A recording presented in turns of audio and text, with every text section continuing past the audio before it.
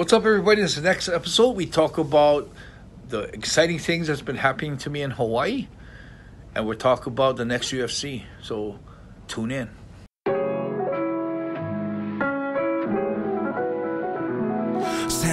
1978とある田舎町で生まれて移り住んだ新宿で育ちこの町で起きたこれまでの俺たちのここまでの生い立ちはほんのまたちの口試されたいちいち正してきた過ち騙し合いやからしないはスニッチの始まり放課後の苦惨症児童館にホームアローンそんな時間はほったらかして向かったとある場所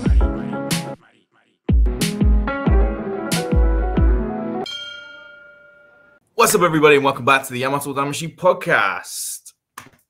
Enson, it's your last day in Hawaii. How you feeling? Well, last day of the shop being open. My bad. I leave. I still have, after the shop closes, after tomorrow, I got 2 more days, and then I take off back to Japan. Oh, nice. Wow. And it's been a pretty eventful trip for you. That's what we're going to kind of cover off in this episode today. Yeah. One of the big things that you posted, right, which went huge. I saw everyone liking and commenting, even from Dana White to every Tom, Dick, and Harry was posting on this story. But you were robbed in Hawaii, you of all people. But it's been a bit of time since this happened, so I kind of wanted to hear first off what actually happened. I was getting a massage, and when I got out of the massage, it was funny because I noticed a big white truck on the left-hand side when I got out of the door. And when I walked towards my car, I thought I saw like a shadow of someone on the other side of the car. And it was pretty distinct. So I thought, shit, there's somebody standing on the other side. I'm thinking, shit, I wonder if someone's looking in my car.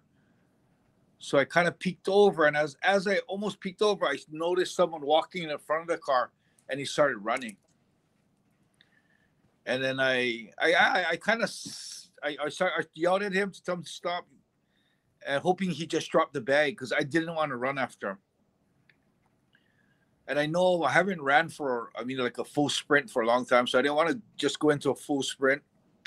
So I went into like a 3/4 jog to stay near him to scream at him, hoping that he would get scared and stop and drop the bag. But he kept going, and he jumped into a big that white truck that was parked over there. I noticed a white truck was parked in the driveway, so it was blocking the exit of the building. So I just didn't realize that truck was with him. He jumped in it, so I couldn't get the license plate or anything. But would have been nice about the license plate because then, we could possibly run into him. Mm-hmm. But we didn't. So yeah, I mean. It was for me, it was really a good learning lesson because instinctively, not knowing, what I'm doing, instinctively I chased him, thinking I felt really violated that he broke into my car, took my stuff. So instantaneously, my instinct was to catch him, to stop him, not being able to really weigh out what was really happening and the consequences of what was happening in real life, and just thinking that I've been stolen from, I got to get the guy. So in hindsight, thinking about the whole situation, after he got away, I ran back to my car, jumped in my car, and started searching for them in my car. And the whole time I'm searching for him, I'm like kind of kicking myself, saying, if you're in shape, you would have caught him. And regretting the fact that not regretting, but actually like saying, fuck, I got to get in shape. I do need to get in shape regardless. But the whole thing was, shit, I got to get back into running shape. I got to be able to run. I got to catch these fuckers. And when something like this happens, I got to be able to run. And as I'm thinking that, I'm pondering on as you calm down, you kind of start thinking about the consequences of everything. I actually asked the police that came that if I caught him and I beat him up, what would happen? He did say that I would be the one being prosecuted, because in Hawaii, for your property is not considered self-defense. You can't beat anyone up because they took your property. If you're in fear of your life, or you're in fear of one of your friends' life, then it's enough of a reason to assault somebody. So with that, that was one of the things that would have been a hard consequence. There's a possibility because I had extreme adrenaline running through me, and I think on top of that I felt violated that he would take my stuff. So I would have probably unleashed a little bit of terror that would be a little higher than normal. And the guy was a smaller guy, and this is one of the problems. I could have hurt him really bad, which I probably would have tried to in that short period of time before I calmed down. That's one thing. The second thing is, in this day and age, in Hawaii especially, he could have had a knife or a gun, which isn't too out of this world. And more, actually, a bigger percentage of someone having a gun or a bat or a knife is the guys in the truck. So it would have been like I don't know, depending on what these people are like, these thieves are like, it would have been a 50-50, at least a 50-50 chance that if I caught the guy and was beating on the guy, they would have came to his aid. And coming to his aid, I don't mean by them being, they're probably really not very brave people. So if they're going to go help their friend, of course, they're going to come out with bats or knives or a gun. So a very likely scenario would have been me if I did catch the guy, is me catching him and those guys jumping out of the truck and either knifing me or shooting me. So in hindsight, I actually learned a lot because I don't think that the fact that what I learned will actually overcome my instinct the next time it happens. I think the excitement, I would still try and catch the guy before thinking of consequences. But at least it will be a better percentage of me doing the right thing if I do get robbed or assaulted or violated in a way where I would want to chase and catch the guy who's done it. So I think it still needs time to sink in that catching the person and personally punishing them could have severe consequences. Yeah. So there's two things I wanted to touch on just because you kind of mentioned them. The first is you mentioned like nowadays in Hawaii, like a gun or a knife is kind of common. Has things changed then over the years in terms of crime? Oh yes, kids have guns here now. Yeah, I mean there's shootings every week, and someone in my Instagram or TikTok made a comment like, "Oh, don't put in an imaginary gun. You didn't see a gun. Don't act like everyone has guns. You don't live in a place where it's that dangerous like I do." And he said where he lived or something like that. And it's so funny because that person is definitely uneducated. That person doesn't know the news in Hawaii. Like the other week, there was a 15-year-old kid that shot another kid.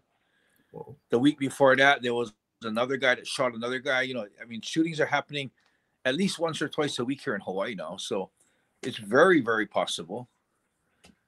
So, I mean, and the thing that that guy that said that doesn't understand is all I'm doing is, I'm not saying that it would have happened. I'm saying there is a percentage, whether it be a 1% chance or a 50% chance or an 80% chance. There's definitely a chance that scenario could have happened. And, I mean, the crazier things have happened in life, Yeah, no, definitely. Oh, I think it's hard. I think probably for a lot of people, when you hear Hawaii, at least from my side of the world, right, we think of like tropical island and, I never associate Hawaii with crime, if that makes sense. But from knowing you and knowing other people from that region, it does sound like there's quite a bit right now. Well, it's still that beautiful tropical island with crime. Yeah, that makes sense. Do you think things increased after COVID maybe? And people... I think COVID did have a part to do with it. I think it also had to do with the laws in Hawaii being so lenient. It also had to do, I don't think there's one solid reason, but there's another reason is some type of treaty that America had with the Micronesian islands. So the Micronesian people are coming here and they are getting a lump sum amount of money every month, and they're getting health care, but they're staying homeless. Yeah. So there's a lot of them. There's a whole congregation of them. And, you know, I don't want to sound racist or anything, but the fact is a lot of the crimes are committed by the Micronesian kids that are here running wild. And the Micronesian kids have guns. Wow. Do you think, what do you think the solution is? Is it, I don't know. The realistic solution or the unrealistic solution? I'll say both out of interest. The realistic solution is they need to probably have the laws get a little stricter. Mm-hmm. I believe that they should allow more freedom to the police officers. The unrealistic solution is to have a set of vigilante groups that are, you know, if the cops have their hands tied and they can't do proper punishment, they're going to arrest them and they'll be out on bail right away. Maybe the old school days of physical punishment would be better. And if the cops would, you know, understand their limitations and pass over information to people who don't have limitations. Because right now, the whole theme of the whole thing is, especially the elder and the women, they live in fear now. They live in fear of their house getting broken into. They live in fear of if they're walking to their car, someone's following them. And I believe that we need to set a precedent where the fear is on the other side. The fear shouldn't be with the not normal citizen. The fear should be with the thieves, the people who are doing something wrong. They should fear a vigilante group that's going to find them and hunt them down and punish them. That's the unrealistic solution. But sometimes unrealistic solutions become reality. And sometimes unrealistic situations or solutions are actually happening, but people don't know about it. And what do you think about, I hate bringing this topic, but what about politics, right? Like, obviously BJ Penn was, you know, really big at trying to change things in Hawaii. I think he still is.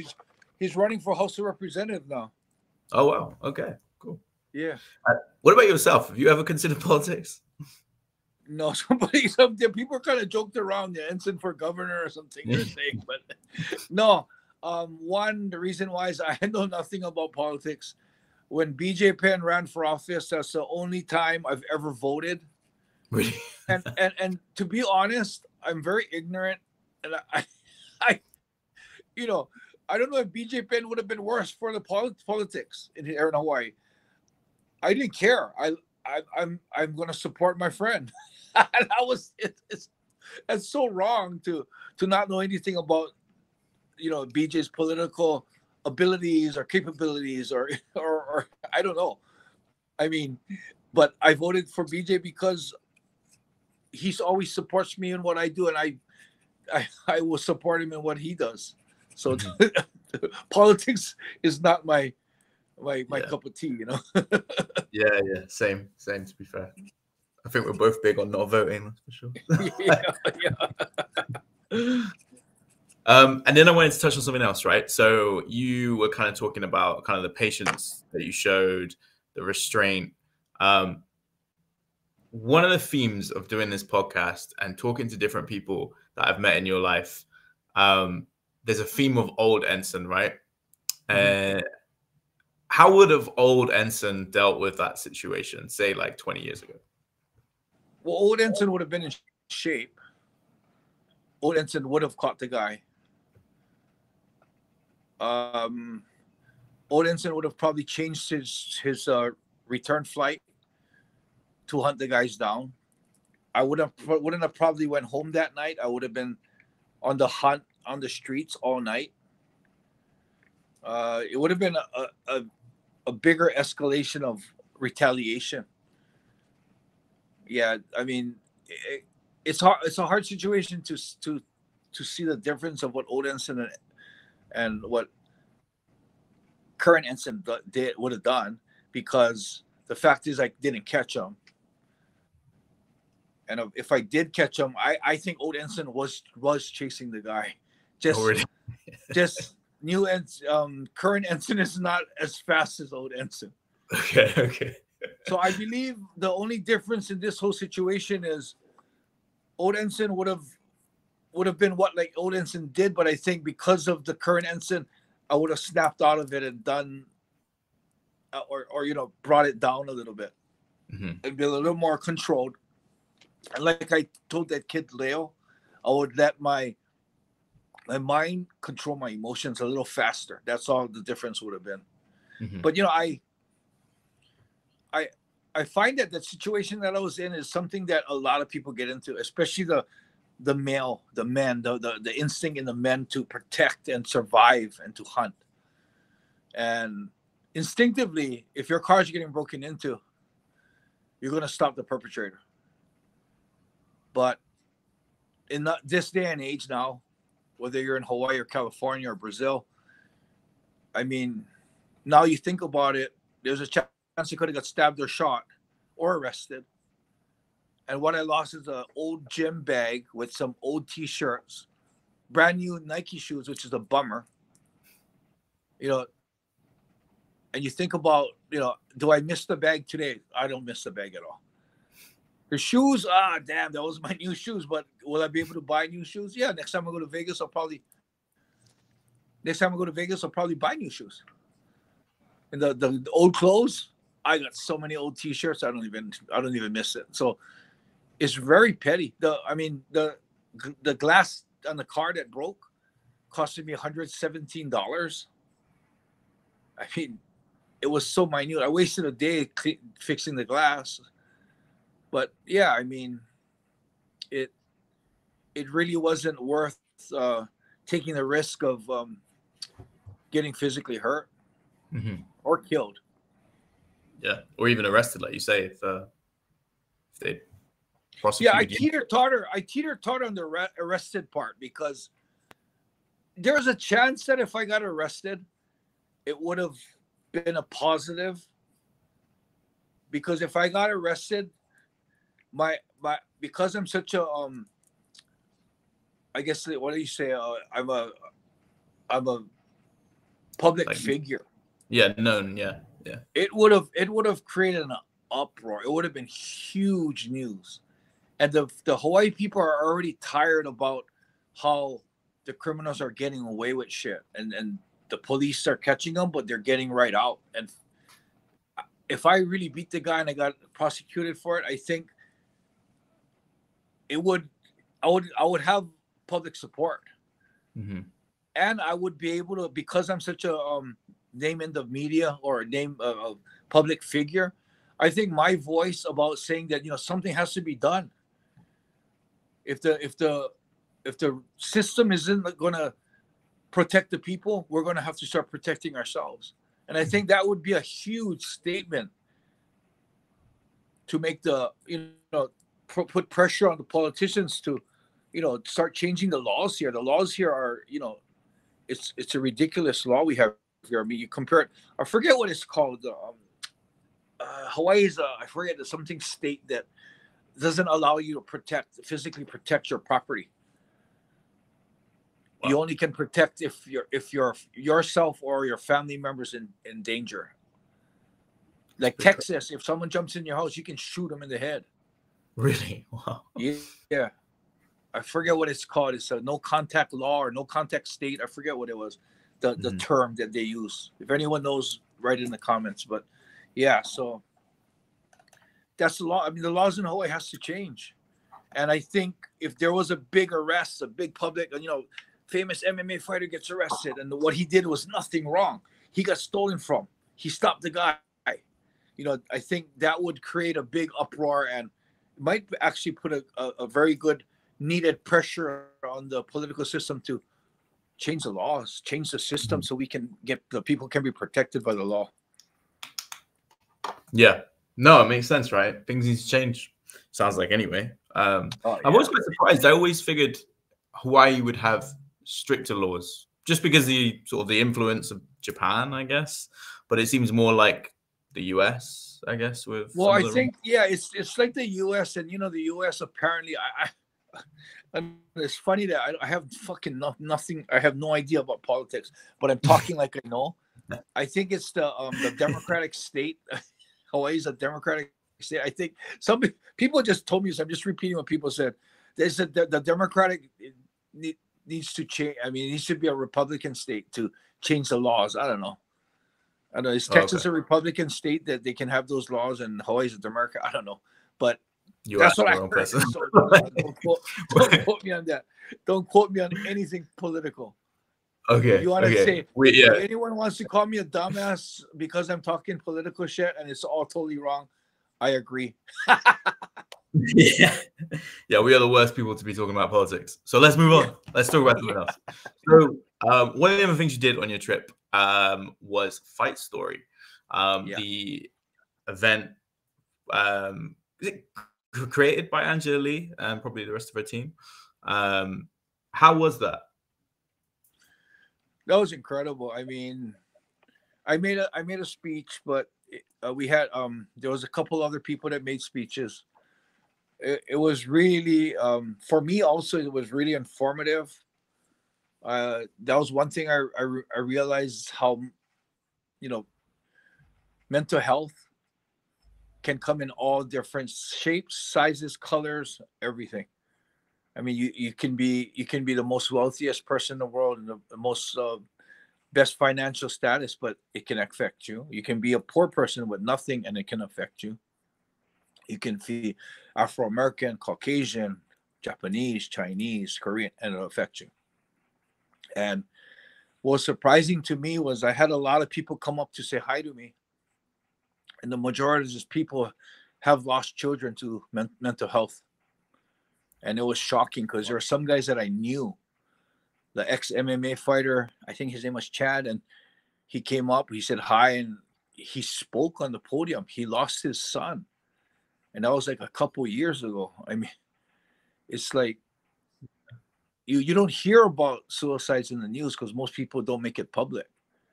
But apparently it is happening. And the speakers that we had on that event, it showed that it's hitting people in all different aspects. So mental health is a very big spectrum, and it hits you in all different angles. I mean, from someone directly, your family member committing suicide, or your friend committing suicide, or your spouse is being affected by someone that committed suicide and is affecting your relationship, so I think what Angela is doing is she's bringing it into light that, I mean, for me too, I mean, back in the day when I heard of someone, wanting to commit suicide, having mental health problems, I always thought, oh, what a weak person. They mentally cannot handle it. They got to get tougher, And I didn't think it was, if he's tough, he shouldn't suffer that. It's a weak person that does it. But mental health has different forms and different shapes and different ways to affect you. And you can actually be the toughest person in the world and still have a mental health problem. And, I think when you show how big of a general population that mental health hits, what it does is it makes people realize that it ain't too unusual to actually have mental health problems. Angela's thing is you're not alone. Speak your truth. So talk about it. Bring it up to people. Bring it up to people you care about. The message Angela is starting with Fight Story is just incredible. I mean, I'm learning about it, and I did realize that I am affected by it a lot. I know I have a couple close friends that did commit suicide. So yeah, I mean, I'm 100% on what Angela's doing.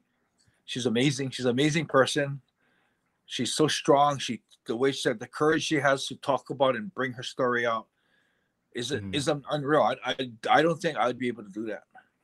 So I'm here. I told her her and her husband Bruno, I just told them that I'm here to support you guys in whatever endeavor you have. Let me know whatever I can do. So anyone watching this, look up Fight Story. I think Angela Lee, you can find her name, and she's linked to all the the fight stories on Instagram. And yeah, show your love and support, man. What she's doing is something that will help everyone, even yourself, which you don't even know it. What's her vision for Fight Story? The vision is to spread awareness of mental health. to spread awareness, to bring it about, and to let people know that it's okay. You're not alone. You're not weird. You're not weak. It's something that affects everyone. And I think our message is coming across, that people are realizing that, holy shit, I'm not the only one. It'd be great to, I mean, she's obviously quite tied to one championship, but something like that, like International Fight Week, that would be really cool, right? To actually have an event. That would be, because it is affecting fighters too. I mean, we had TJ Thompson come up and talk about Phil Baroni and Jason Miller, Mayhem Miller. You know, two people who definitely suffer from mental health, and it is in the MMA world, and it might also be because of MMA. Yeah, that's a fair point, right? Like the fact that the blows to the head and stuff like that, or maybe just the industry. Like, it feels like it's a big part of MMA, and it's worth a conversation at least. Like, and what she's doing is really cool, right? Where she is getting people talking. So I think if she could piggyback that on like a big event or something, maybe the next time one championship comes to the US, or like I say, International Fight Week, something like that, where sort of fans and fighters can contribute, would be really good, I think. Yeah, I mean, Chatter, they had a video message from Chattery, and he said he's in 100% support of what Angela's doing. And in fact, he worded it like, we are, like, he's working with Angela. So hopefully he is. Hopefully he's going to show some love and support for that, for Fight Story. But yeah, it seemed like he wants to be a part of it and help out with it. That's great. It's good. It's good to hear. Yeah, I think it's a really good cause. So anything to do to help sort of get the word out, it makes sense, right? So yeah. And then also pivoting in some other MMA stuff, there's a big UFC card this weekend. It's UFC 298, and it is headlined by the Featherweight Championship. So I wanted to get a few predictions from you. So it's taking place in California, and as I say, it's headlined by the Featherweight Championship. So it's Alexander Volkanovski versus Ilia Topuria from Spain. Any thoughts on that matchup? I just think that Alexander Volkanovski is way too well-rounded. I think he's been on a little bit of a downslide, so I think he's ready to come back and show that why people think he's a pound for pound. So his stamina, his style, his takedown defense. I gotta go at Alexander. Have you seen the video that he created? So he's been getting all these people saying like, "Oh, you're too old," and I saw that. That was so funny. I saw that. That was hilarious. I love it when he's using the old phone, right? And he's yeah. It's great that he did that, right? Because he's coming off a knockout loss to Makhachev, right? So actually, to be able to sort of poke a bit of fun of all these people online, what I think that's personally so good, right? Because you get it all the time, right? People chatting shit online and posting stuff in the comments, and he's literally just taking it and just thought, I'm gonna just take the piss out of it, sort of thing. So there's keyboard warriors. Yeah. We need more of the stuff like that in the world for sure. I'm probably picking Volk as well. I think Topuria is really good though. It's really hard to pick against him. Yeah, right? he is. So, he's really good. Yeah. But if you take out the name Islam Makhachev, Alexander Volkanovski is, was considered one of the greatest of all time. So it's hard to pick against him. But Topuria is undefeated, so you never know. The co-main event is Robert Whittaker versus Paulo Costa. That's a great fight. Any prediction on that one? Yeah, I think if Costa shows up, I hear he's in really good shape. I think he's going to pull it off. Nice. Yeah. I'm probably going to pick Whittaker. I think. Exciting. I just think. I think Rob can beat quite a lot of the division, and I think Paulo Costa is beatable. He does, obviously he looks great, but I I think Whittaker's got more tools to beat him, right? Like he can potentially get the knockout, he could get the submission. So yeah, we'll see. We'll see what happens. I know Paulo Costa has the size though, right? He's pretty big, isn't he? So it's pretty hard. Yeah. Well, he's actually leaned up a lot. Yeah, I've seen he's be a lot faster. Yeah, we'll see what happens. But maybe as long as Paulo doesn't drink the wine the night before. It's got to be one of the best excuses of a fight, right? I think it was against Izzy. Like, didn't do his best because he was drinking wine the night before. So. Yeah, I know. That was crazy. A couple other big fights worth mentioning. Meerab is fighting Henry Cejudo. So interesting. See how that one goes. That's obviously in the bantamweight division. Before, Meerab was kind of the talk of, oh, he's one of the best guys in the division, but he's not going to challenge Aljamain Sterling. Aljamain Sterling looks like he's moving up in weight. So, you know, I'm guessing he's got his eyes set on that belt now. How do you think that one goes down?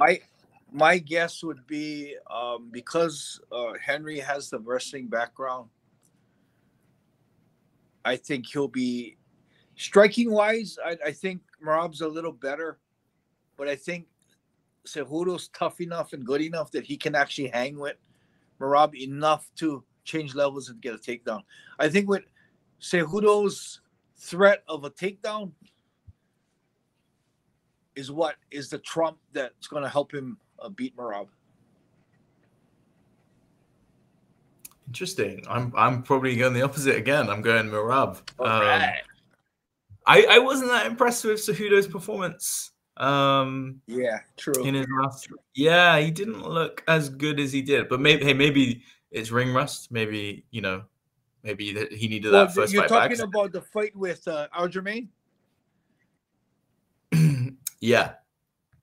Yeah, well, the thing with that is Aljamain is such a different fighter. He's one that plays the distance, stays away, doesn't engage.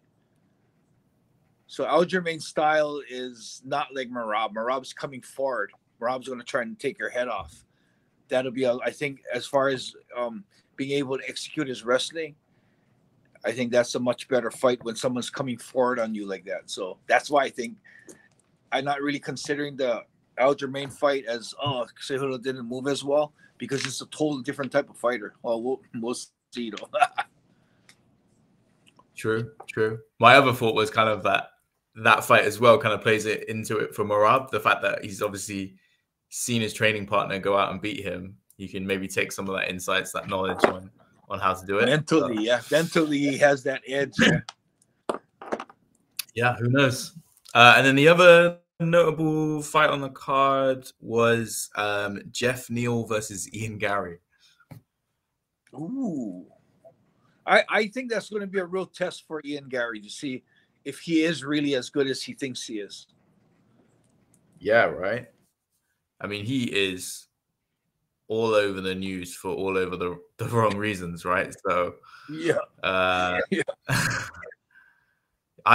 mean, he's gonna, I imagine just the spotlight of everything that's going on him alone, just to even probably walk out there is going to be pretty tough. Like, let's see if he actually shows up at the press conference, stuff like that. Like, yeah, it's going to be, I guess the problem with him is that he talked so much shit before, and then people heard about potential rumors, and they're going to use that against him, right? So we'll see.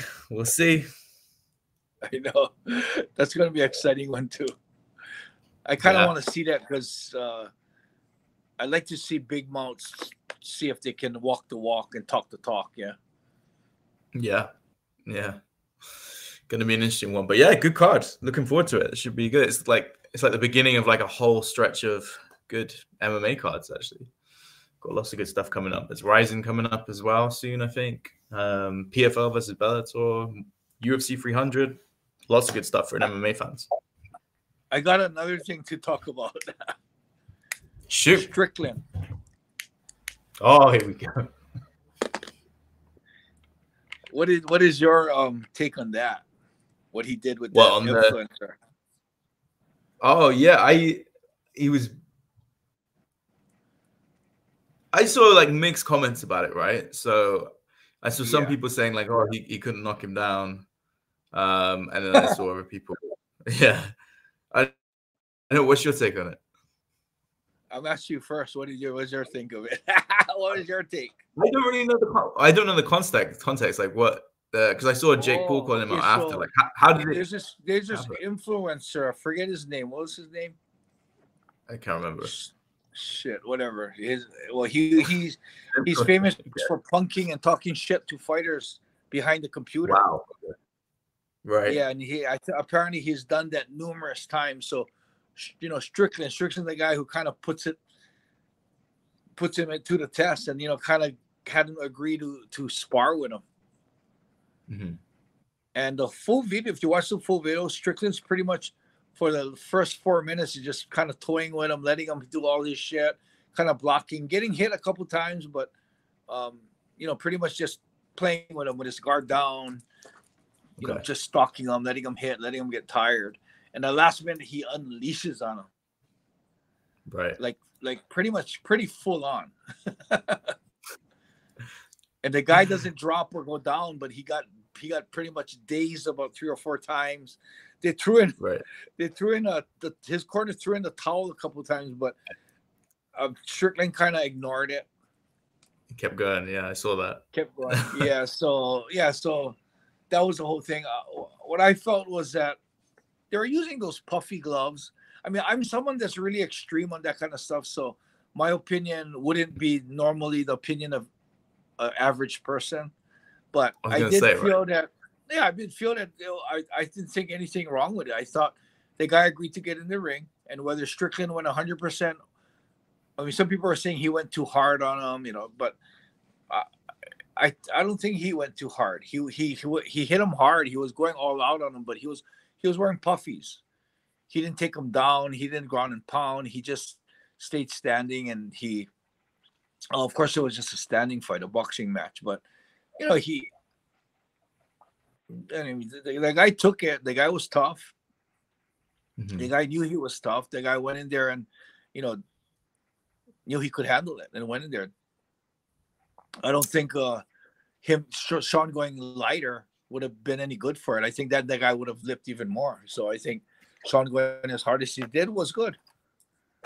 I think for me, it's kind of like the reasons they're doing it for plays a big factor into it, right? And here's what I'll compare it to.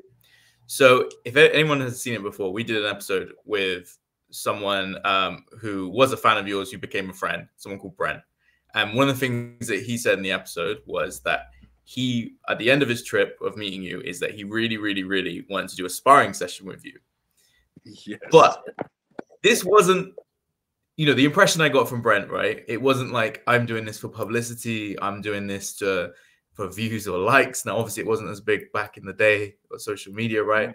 But it just seemed like he wanted to do it because he wanted to test his skills. He wanted to feel what it felt like to be in that sort of fight. Whereas this guy, just judging by what you've told me, right, is just doing this for clicks. And it feels like, I don't know.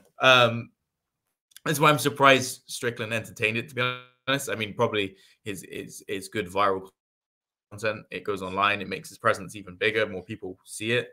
But I think Strickland didn't care why he was doing it. Didn't care if it was for likes. He just knew it was a situation that he could beat someone up, and he was excited about it. He's like a little pit bull looking at a piece of meat, and he didn't care where the meat came from, why the meat was there. He wanted to bite and eat the meat. I think that's kind of how you can explain it about knowing Strickland. Yeah, true. Yeah. He's not the type of guy to like do stuff for clicks, for sure. He is who he is. Yeah. There's no doubt about it. He's fucking crazy. He didn't care.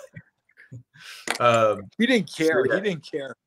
It's more on the other side of things. Like, I just think fans and online trolls or whatever trying to like pester professional fighters to do that sort of thing is just, I don't know. It's cheap, right? It's like, it's tacky. Well, I think I'm tired of it. Of course, yeah.